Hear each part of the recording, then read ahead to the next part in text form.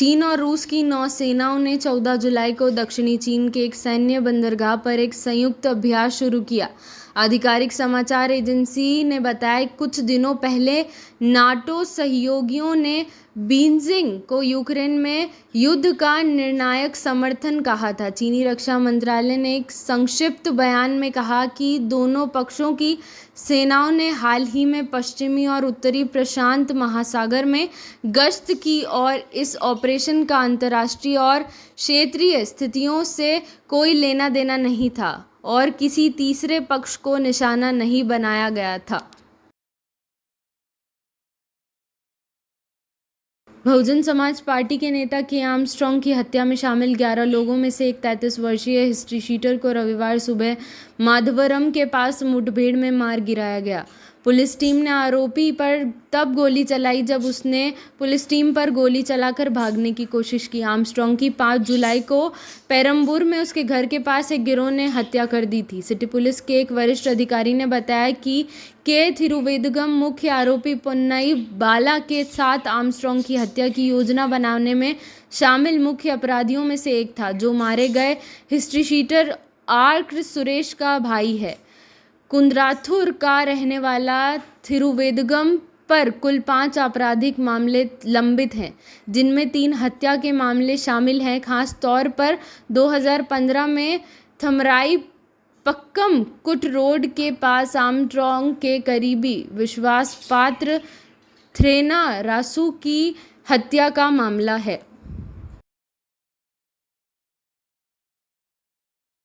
Wimbledon final में Barbora क्रिजेकोवा के खिलाफ हार के बावजूद जैस्मिन पाओलोनी अपनी हालिया बढ़त को बनाए रखने और भविष्य में सफलता हासिल करने पर केंद्रित हैं। टूर्नामेंट के बाद दुनिया की नंबर 5 की करियर की सर्वोच्च रैंकिंग पर पहुंचने वाली इतालवी खिलाड़ी ने फ्रेंच ओपन में ईगा स्वियाटेक से हारने के बाद लगातार 2 ग्रैंड स्लैम फाइनल में हार का सामना करने की कठिनाई को स्वीकार किया। कभी कभी मैं बहुत ज़्यादा अपने सपने देखने से थोड़ा डरती हूँ। मुझे यह कहना होगा, मुझे नहीं पता, मैं वापस जा रही हूँ, अभ्यास करने की कोशिश कर रही हूँ, वर्तमान में रहने की कोशिश कर रही हूँ। जैसे कि मैंने कई बार कहा, मेरी टीम का लक्ष्य है कि जितना संभव हो सके इस स्तर को बनाए रखने की कोशिश करें। अगर मैं इस स्तर को बनाए रखती हूँ तो मुझे लगता है कि मेरे पास महान चीज़ें करने का मौका होगा, पाओलोनी के एएफपी के हवाले से कहा। अमेरिका के पूर्व राष्ट्रपति डोनाल्ड जे ट्रंप को पेंसिल्वेनिया में एक रैली के दौरान स्पष्ट रूप से हत्या के प्रयास में गोली मारने के कुछ घंटों बाद भारतीय जनता पार्टी ने लोकसभा में विपक्ष के नेता राहुल गांधी पर प्रधानमंत्री नरेंद्र मोदी के खिलाफ हिंसा को बढ़ावा देने का आरोप लगाया।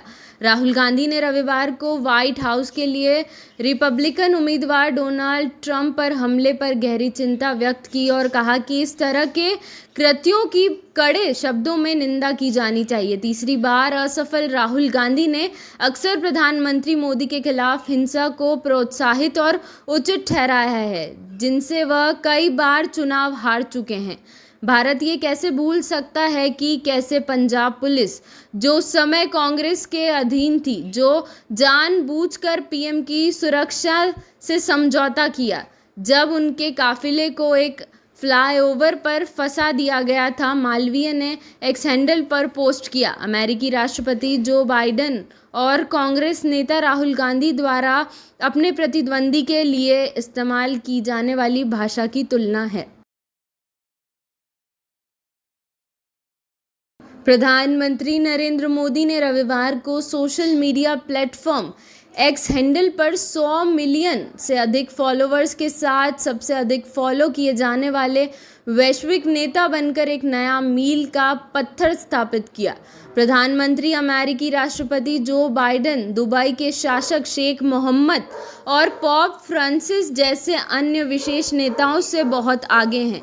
मोदी ने एक्स हैंडल पर पोस्ट किया कि एक्स पर 100 मिलियन इस जीवंत माध्यम पर आकर और चर्चा, बहस, अंतर्दृष्टि, लोगों के आशीर्वाद, रचनात्मक आलोचना और बहुत कुछ का आनंद लेते हुए खुश हूँ।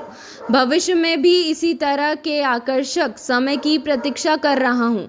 भारत में पीएम मोदी के अन्य भारतीय राजनेताओं की तुलना में अधिक फॉलोअर्स हैं। लोकसभा में विपक्ष के नेता राहुल गांधी के 26.4 मिलियन फॉलोअर्स हैं।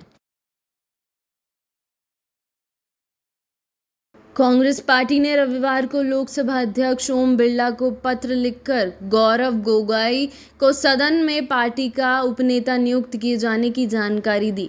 इस घोषणा के साथ ही सांसद कोडिकुनिल सुरेश को मुख्य सचेतक नियुक्त किया गया है, जबकि कांग्रेस सांसद मणिकम टैगोर और मोहम्मद जावेद को सचेतक नियुक्त किया गया है। कांग्रेस महासचिव और सांसद केसी वेणुगोपाल ने अपने एक्स हैंडल अकाउंट पर एक पोस्ट की इन नई नियुक्तियों की पुष्टि की। इससे पहले पार्टी ने राहुल गांधी को विपक्ष का नेता नियुक्त किया था, जिससे इस पद पर उनकी भूमिका की पुष्टि हुई। वेणुगोपाल ने कहा, विपक्ष के नेता राहुल गांधी जी के मार्गदर्शन में कांग्रेस और भारतीय पार्टियां लोकसभा में लोगों के मुद्दे को पूरी ऊर्जा के साथ उठाएगी। राष्ट्रीय महिला आयोग की अध्यक्ष रेखा शर्मा ने दावा किया है कि कीर्ति चक्र विजेता कैप्टन अंशुमन सिंह की विधवा स्मृति सिंह के बारे में अपमानजनक टिप्पणी एक पाकिस्तानी सोशल मीडिया यूजर ने की थी। इसके पहले एनसीबीडब्ल्यू ने इस मामले को अपने स्तर पर उठाया और दिल्ली पुलिस में शिकायत दर्ज कराई। महिला की गरिमा को ठेस पहुंचाने और अश्लील सामग्री ऑनलाइन प्रकाशित करने के आरोप में मामला दर्ज किया गया था। रेखा शर्मा ने कहा, यह एक बहुत ही घटिया टिप्पणी थी जिसे हमने सोशल मीडिया पर देखा और तुरंत इसका स्वतः संज्ञान लिया। पुलिस ने इस व्यक्ति के खिलाफ एफआईआर दर्ज की है, लेकिन सबसे अधिक संभावना है कि वह व्यक्ति पाकिस्तान का है। पिछले साल सियाचिन ग्लेशियर में एक आर्मी कैंप में आग लगने के दौरान उनकी बहादुरी के लिए कैप्टन अंशुमन सिंह को मरणोपरांत भारत के दूसरे सबसे बड़े शांतिकालीन वीरता पुरस्कार कीर्ति चक्र से सम्मानित किया गया था। स्मृति सिंह और उनकी सास ने 5 जुलाई को राष्ट्रपति द्रौपदी मुर्मू से सम्मान स्वीकार किया। पुणे पुलिस ने रविवार को विवादास्पद प्रोबेशनरी आईएएस अधिकारी पूजा खेडकर द्वारा इस्तेमाल की जाने वाली एक लग्जरी कार को जब्त कर लिया, जिस पर कथित तौर पर अवैध रूप से लाल बत्ती लगाई गई थी। एक अधिकारी ने यह जानकारी दी। पुणे क्षेत्रीय परिवहन कार्यालय ने गुरुवार को शहर की एक निजी कंपनी को नोटिस जारी किया, जो ऑडी कार की पंजीकृत मालिक है, जिसका इस्तेमाल 34 वर्षीय खेडकर ने यहां अपनी पोस्टिंग के दौरान किया था। अधिकारियों के अनुसार पंजीकृत उपयोगकर्ता के पते के रूप में हवेली तालुका के शिवाने गांव का उल्लेख किया गया था।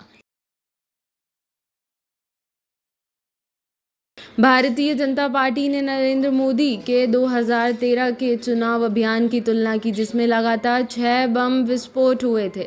2013 की घटना का जिक्र करते हुए भाजपा आईटी सेल के प्रमुख अमित मालवीय ने एक समाचार लेख साझा किया और कहा, कभी मत भूलिए, जब 2013 में नरेंद्र मोदी प्रधानमंत्री पद के उम्मीदवार थे तो पटना में उनकी रैली के दौरान 6 विस्फोट हुए थे।